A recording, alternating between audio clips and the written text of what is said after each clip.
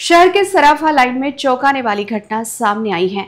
यहाँ के प्रसिद्ध पटवी ज्वेलर्स में जेवरात खरीदने आई 3 महिलाओं ने बड़ी चालाकी से सोने का पेंडाल चुराया।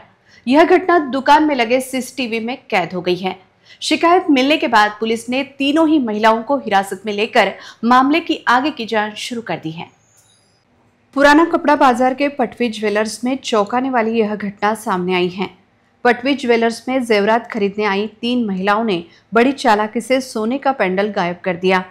यह घटना दुकान में लगे सीसीटीवी में कैद हो गई है।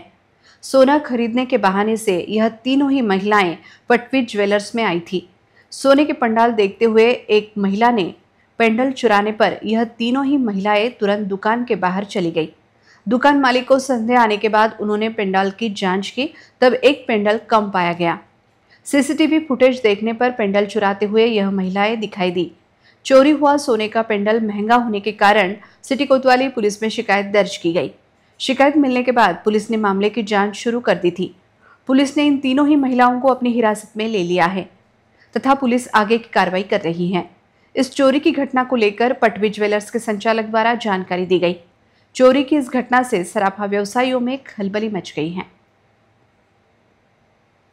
आज सकाळी 12-12:15 वाजता जुना कपडा बाजार इथे पटवी ज्वेलर्स नावाचं माझं दुकान आहे।